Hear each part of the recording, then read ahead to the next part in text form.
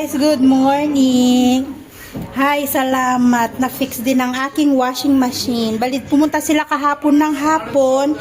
Dinala yung board, yung nasa loob nitong board guys. Kasi nung nakaraan, Phoenix lang nila, may pinalitan lang. Anak, don't touch anything there.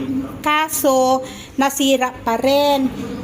Ngayon, yung board na ipinalit bago, galing mismo sa Samsung. Kaya iyan, gumana na, okay na.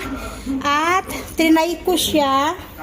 Yung mga damit namin kahapon, ayan, isinalang ko. So, hindi naman na siya kasi ito yung naging problema nung nakaraan, nag-force siya. Pero nung chinek kasi nila yung water, yung sa hose, okay naman, wala namang problema.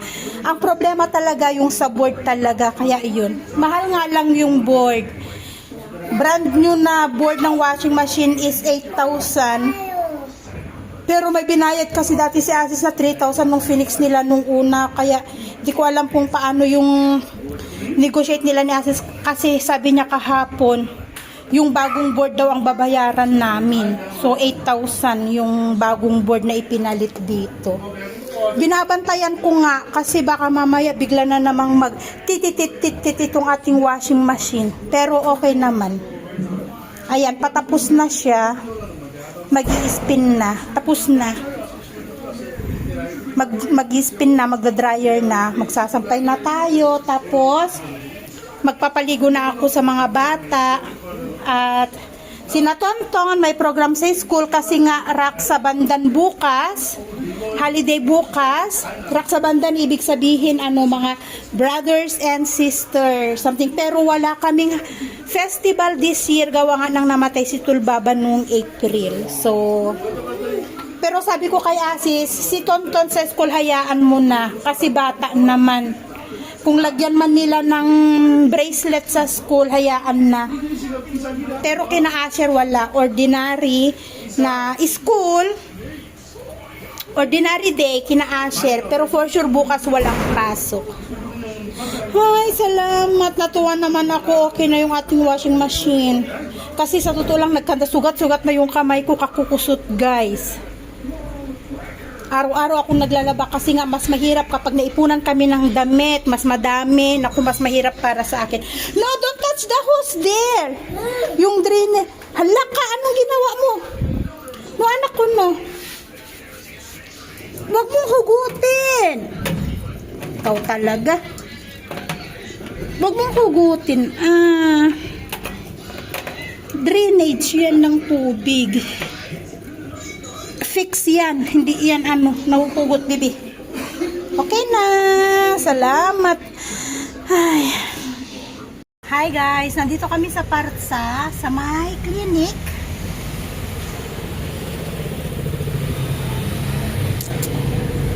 Sa may tapat ng cinema. Ayan yung cinema, oh. Ito yung cinema dito sa Partsa, Mango Cinema. Ayun yung palabas ngayon. Toxic palabas ngayon.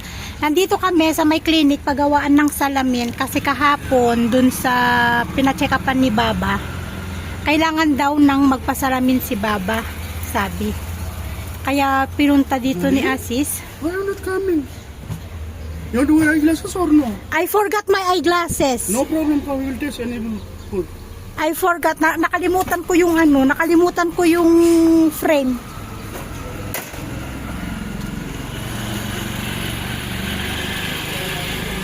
Yeah.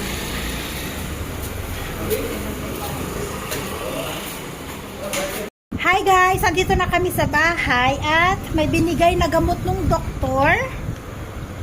Bali, wala akong problema sa near lang talaga. So, ang sabi niya sa akin, isusuot ko lang yung aking eyeglasses kapag nagbabasa ako o kapag may, basa, kapag sa mobile, doon ko lang gagamitin ang aking eyeglasses.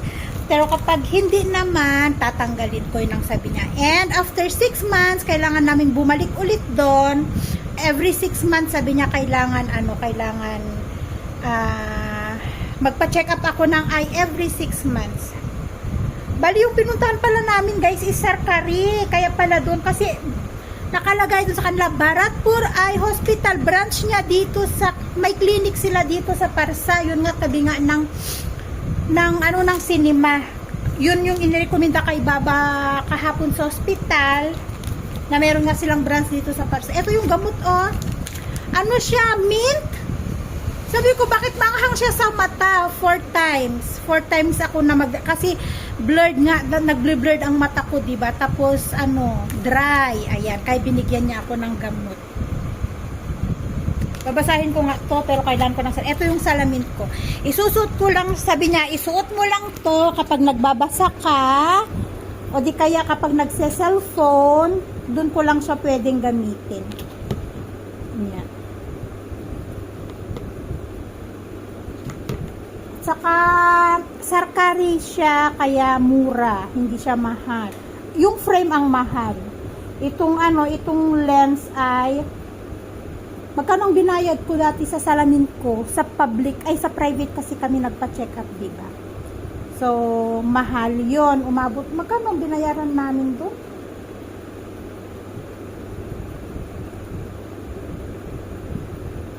So, ito, grabe, sobrang laki. Pag nagbasa ako nito, sobrang laki. Para mabasa ko na yung homework ni Asher. For eye strain, congestion, and eye moisturization. Yun yung medicine na binigay ng doktor. Drops pala, eye drops pala na binigay ng doktor.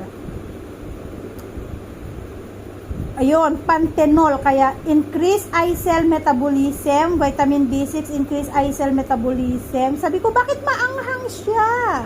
Ang suggest ng doktor, kung gusto ko daw yung may half, ayaw ko nung may half kasi nahihilo ako dun sa may half.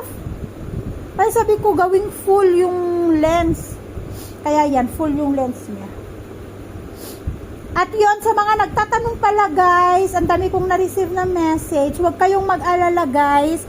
Okay lang kami dito sa Chitwan, safe kami dito sa Chitwan.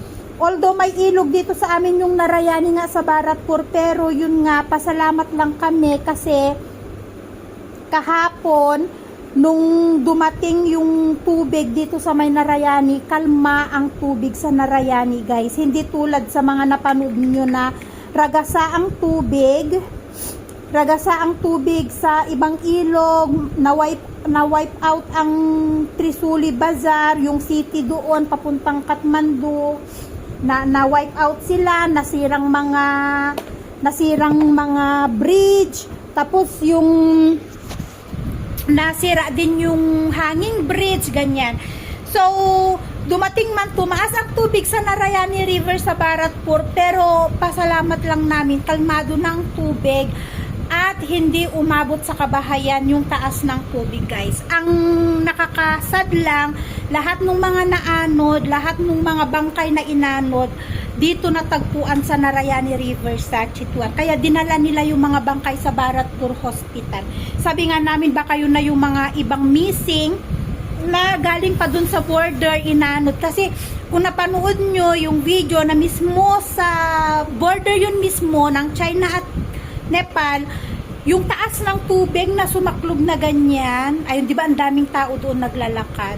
Baka yung mga iba, baka doon na galing, yung mga naanod dito. So, continue ang rescue and operation ng mga pulis dyan sa Bharatpur. Marami din mga mga tangke ng gas, marami naanod dyan sa may yun yung nililinis nila.